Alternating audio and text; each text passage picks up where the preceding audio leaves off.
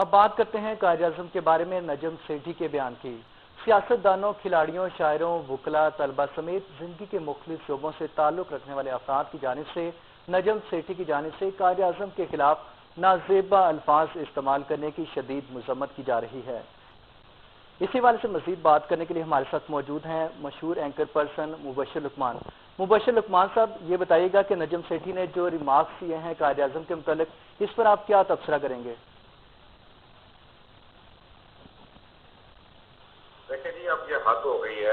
पाकिस्तान में ऐसे भी तजिया निगार पैदा हो गए हैं और ऐसे मुफक्किरीन करता है कि वो पाकिस्तान के मुतालिक तबाज़माई कर देते हैं, तबर्रा कर देते हैं। कभी वो नेशनल सिक्योरिटी के ऊपर लेक्चर दे रहे होते हैं, कभी वो हमें ट्रुप मूवमेंट का बता रहे होते हैं, कभी वो कॉन्स्पिरेसी थ्योरीज बता रहे होते हैं। उनके पास कुछ तोते हैं जो कहते हैं खुद उन्होंने घोंसला जो है दीवार गैर में बनाया हुआ है, पलना दूसरों के टुकड़ों पे और क्रिटिसाइज करना उस मुल्क को जहां पे उनकी चोरी चकारियां जो हैं वो भी छुपी रही।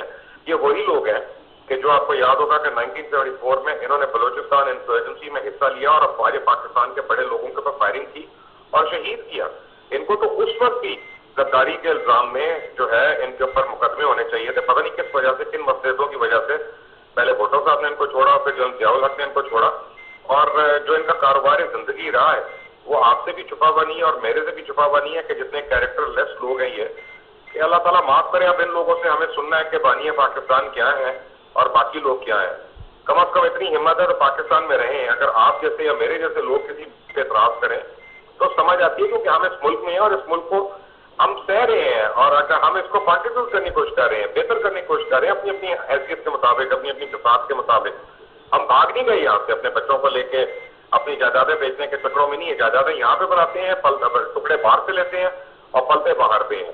लोगों की शराबें पी के, लोगों के किस्से सुन के पाकिस्तान को बुरा कहना, मेरा नहीं ख्याल ये कोई दानिशमंदी है या कोई अक्लमंद है। हर चीज के पीछे साजिश नहीं होती। कुछ लोग वैसे ही छोटे होते हैं जी, वो अपने मालिकों को, अपने आकाओं को खुश करने के लिए भी हद से ज्यादा बढ़ जाते हैं। आपने टर्म सुनी होगी, more loyal than the king. तो वही हिसाब भी हो रहा होगा यहाँ पे कि जब पेरोल पे आप किसी के हों, आप बाहर बैठे हों, आप देखें ना विजिट वीजा आपको भी मिलता है, मुझे भी मिलता है। कोई आदमी इतना एक्सटेंडेड कैसे रह सकता है जब उसको विजिट वीजा भी ऐसा दिया है जिसमें उसको वर्क परमिट दिया, सब कुछ है। तो इन सारी बातों से आपको नजर आ जाना चाहिए पीछे कौन कौन है।